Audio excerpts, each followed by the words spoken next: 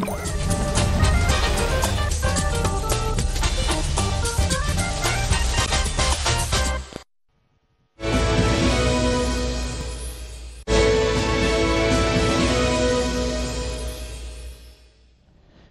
pemirsa, untuk membahas tema kita hari ini mengenai mengulik platform bimbel dunia kesehatan. Sudah tersambung melalui Zoom Dr. Nathanael Untario. Beliau adalah founder dan komisaris dari Ingenio Indonesia. Selamat pagi, dokter. Selamat pagi. Apa kabar? Selamat pagi semua ya. Baik-baik sekali. Ya, terima kasih sudah bergabung, dok. Oke, dok, sebenarnya bagaimana sih Anda melihat permasalahan mahasiswa dalam memahami materi yang diajarkan di Fakultas Kedokteran ataupun Fakultas Kedokteran Gigi saat ini? Baik, ini gini, mungkin saya mesti tekankan dulu bahwa Ingenio Indonesia itu kita berperan bukan sebagai pengganti dari Fakultas Kedokteran. Ya, tapi kita sifatnya lebih ke arah kita suplementasi dengan Fakultas Kedokteran, kita saling sinergis untuk mendapatkan hasil yang optimal, itu pertama. Jadi sekali lagi kita bukan menggantikan fungsi dari FK atau FKG. Nah, sehingga bagaimana peran kita? Akhirnya, karena gini, mungkin orang yang dari orang awam ya melihat dunia kedokteran itu syarat dengan suatu hal yang penuh dengan hafalan, penuh dengan hafalan basically ya. Jadi itulah kenapa langsung bilang kan, kalau mau masuk ke kedokteran mesti pintar hafalan dan seterusnya. Nah, setelah kami jalani sendiri gitu kan, kami menyadari bahwa memang topik dunia itu luas sekali, luasnya luar biasa sehingga sangat wajar jika banyak yang mengalami hambatan dan untuk bisa mengerti dengan maksimal itu sangat wajar. Dan kenapa kita masuk di sana untuk membantu mentranslate antara hafalan ke arah sebuah pola pikir yang matang. Itulah yang kita kerjakan, seperti itu. Oke, ya sejauh mana sebetulnya karakteristik dari materi-materi kuliah yang diajarkan di Fakultas Kedokteran dan juga Fakultas Kedokteran Gigi ini memang memerlukan pembelajaran yang diulang gitu ya di rumah, sehingga memang memerlukan proses pemahaman yang lebih lanjut lah, tidak hanya kemudian dilakukan di kampus saja, tapi di rumah memang harus dipelajari ulang nih, dok. Betul. Nah, seperti tadi yang saya sampaikan bahwa naturnya memang adalah suatu banyak materi yang banyak hafalan. Dan sebenarnya gini, mungkin dari luar kalau kita lihat sepintas itu hafalan. Ya, tapi kalau kita bisa pilih lebih lanjut dalam segala hafalan itu ada semacam pola, ada semacam alur dan pola pikir yang bisa kita gunakan untuk lebih mudah mendapatkannya. Jika pertanyakan apakah naturnya harus diulang di rumah? Sebenarnya ya sekali. Ya, cuma kan kenapa kita mesti ulang? Karena kita mesti melihat lebih dalam daripada sekedar kulit dari hafalan itu sendiri. Ya, karena ada semacam polanya yang itu yang bisa kita berikan, yang seringkali diminta, yang dibutuhkan oleh para siswa. Para mahasiswa. Oke, tapi sejauh ini menurut dokter sendiri, hadirnya Ingenio ini udah memberikan solusi-solusi dari masalah yang ada nggak sih, dok? Oke, terima kasih. Yang kami rasakan ya, of course, aku dari feedback juga dari para murid-murid semuanya, kami rasa iya, karena begini, sekali lagi kita tidak menggantikan fungsi dari Fakultas Kedokteran, tapi kita membantu mereka, sehingga sekali lagi waktu kita bisa berikan pola pikir yang benar, akhirnya para mahasiswa itu bisa mengerti dengan lebih dalam, karena saya yakin banget bahwa ketika sesuatu materi hanya dihafal saja, tidak mungkin bisa bertahan lama, ya kan? Nah, tapi yang dibutuhkan oleh para siswa adalah bagaimana hafal ini jadi sebuah hal yang masuk akal, yang bisa mereka pegang dan bisa mereka aplikasikan. Itu yang kita kerjakan, dan so far so good, karena kalau kita soal feedback ya, kita sendiri berkembang dalam waktu 9 tahun, kita dulu bukan siapa-siapa, masih kecil sekali. Per hari ini kita secara statistik mengatakan bahwa kita yang paling besar di Indonesia dalam waktu 9 tahun ini.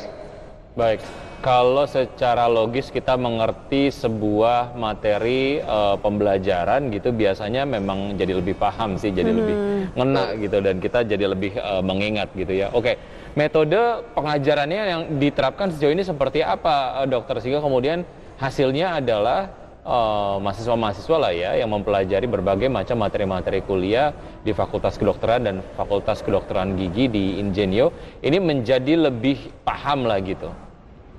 Oke, saya mungkin akan tarik mundur sedikit ke arah, sebenarnya kalau kita pikir baik-baik, sistem pengajaran bukan cuma Indonesia ya, dunia sebenarnya dari zaman dulu sama sekarang itu perbedaan nggak banyak ya, mostly dengan cara lecture dan kawan-kawan, karena memang kita terbatas dengan teknologi. Nah, terkait dengan yang kita bicarakan hari ini tentang edutech dan kedepannya, kita harus fair bahwa pandemi itu akan nge-push banyak hal lebih cepat. Tapi sejujurnya selama 9 tahun terakhir, kita mengerjakannya juga sebenarnya dengan cara metode yang cukup konvensional. Ya kan? Dengan cara lecture, dengan cara latihan, of course, ya kan? Hanya saja kita meskipun dengan cara yang konvensional, tapi cara kita menyampaikannya itu yang berbeda.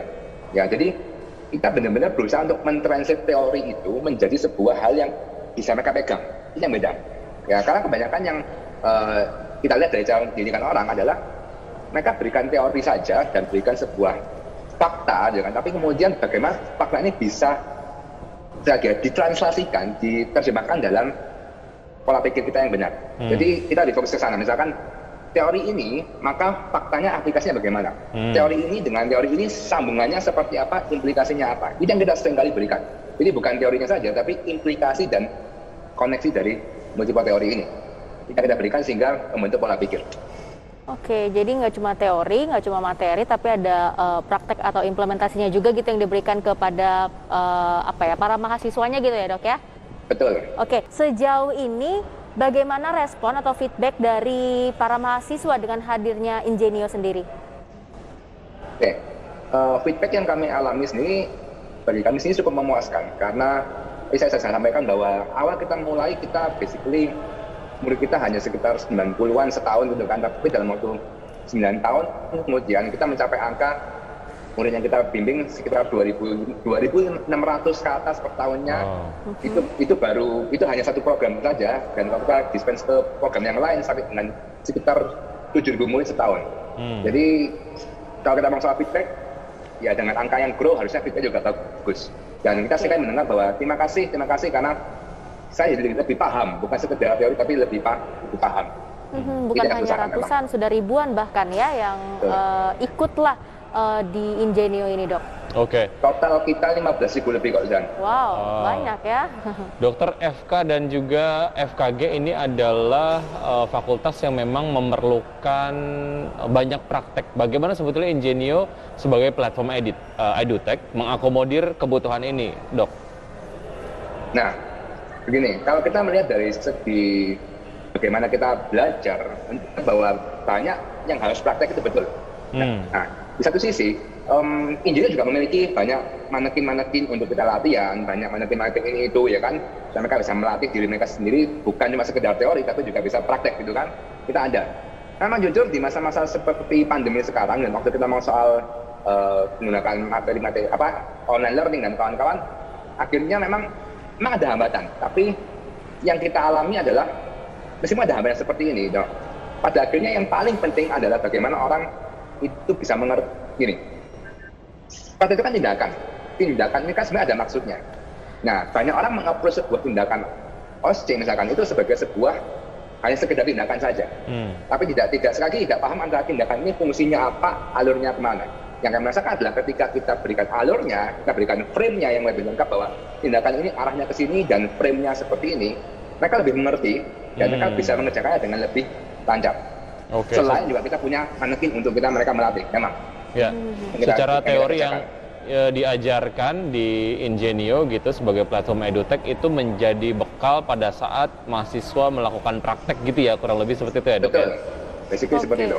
Tapi yang menarik nih, Dok, dari sisi bisnisnya sendiri untuk Ingenio seperti apa? Kalau dari sisi bisnis sendiri, saya punya prinsip hidup bahwa bisnis itu kan menjawab sebuah permasalahan. Kita berikan solusi dari sebuah permasalahan. Sehingga, of course, dengan kita masuk bisnis, secara bisnis bagi kami sendiri cukup bagus. Bahwa bagaimana kita bekerja di bidang edutech, di bidang pendidikan kesehatan gitu kan, bagi kami cukup bagus. Karena berarti ada sebuah gap ada sebuah masalah dan gap yang bisa kita isi di sana dan akhirnya kita bisa berkembang sampai hari ini. Pengajarnya sejauh ini yang direkrut dan juga memberikan pengajaran di kelas virtualnya Ingenio itu siapa aja, Dok? Pengajar kami sih bervariasi ya, karena basically kita percaya dengan prinsip bahwa kita mau menerima semua orang yang berpotensi. Ya kan, sehingga kita punya tutor itu basically dari seluruh fakultas kedokteran ada, ya kan, bahkan juga ada sebenarnya yang bukan dokter juga ada, jadi yang misalkan kayak dokter gigi, yang ada yang tenaga medis yang lain itu juga masuk. Jadi kita basically variasi, bukan cuma satu fakultas, tapi kita semua fakultas ada, dan ada yang kita rekrutmen dari luar, ada juga misalkan kayak murid-murid yang waktu bimbingan mereka sangat antusias, mereka sangat baik dan mereka sangat happy dengan kita gitu kan. Kita ada semacam istilah kayak Ingenio garis keras gitu kan, mereka Ingenio garis keras, mereka suka sekali. Dia juga ambil rekrut tutor dari para murid yang telah lulus. Itu banyak yang seperti itu. Oke, tapi dari belasan ribu mahasiswa yang bergabung gitu ya bersama Ingenio, ini kan tentu programnya ada banyak nih, Dok. Kira-kira ada berapa program dan program apa aja sih yang paling disukai atau diminati lah oleh para mahasiswanya gitu? Oke, program unggulan utama Ingenio sebenarnya adalah yang terkait dengan bimbingan ujian kompetensi atau kalau dalam kita bilang UKMPPD, ujian kompetensi mahasiswa pendidikan profesi dokter atau dokter gigi. Itu yang paling utama, karena kita dulu awal start dengan itu, ya kan? Nah, tapi untuk hari ini kita sudah berkembang dari ujian kompetensi, masuk juga ke arah poliklinik. Poliklinik ini kita mengajar juga untuk para mahasiswa yang masih kuliah, yang bahkan belum lulus ujian, yang belum lulus praktiknya, masih belum ujian nasional, mereka sehari-hari di kampus, mereka juga kita bimbing di sana.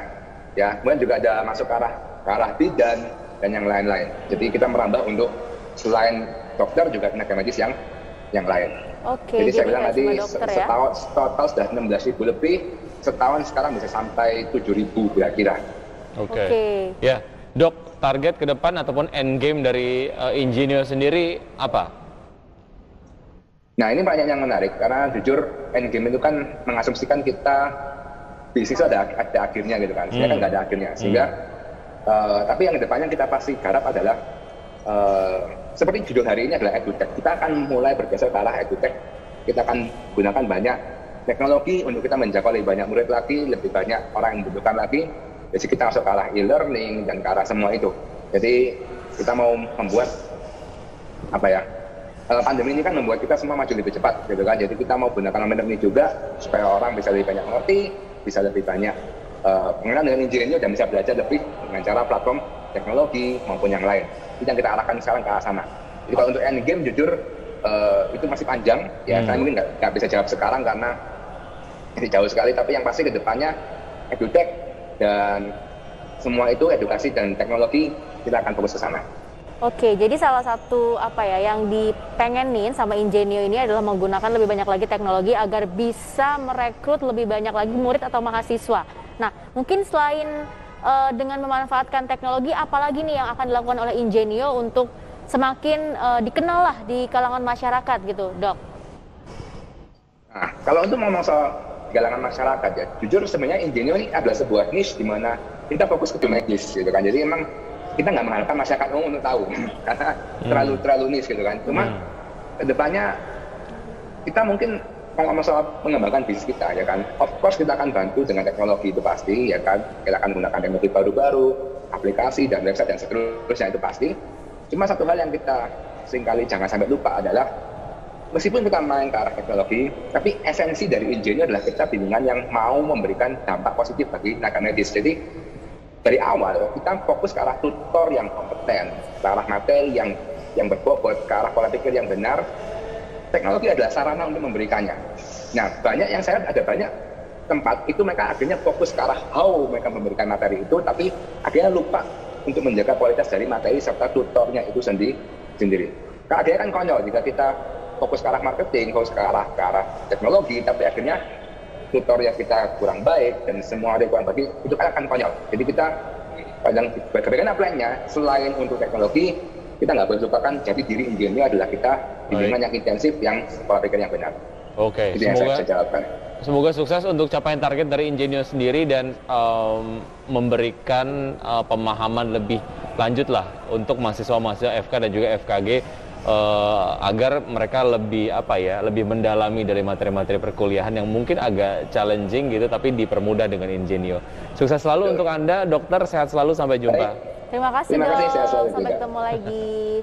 Ya, pemirsa, 90 menit sudah kami menemani Anda dalam Power Breakfast. Ya, semoga pembahasan tersebut dapat menjadi referensi dan sumber informasi untuk Anda. Tetap perbarui informasi Anda hanya di IDX Channel, your trustworthy economic, business, and capital market channel. And see you in the morning. Bye. Bye.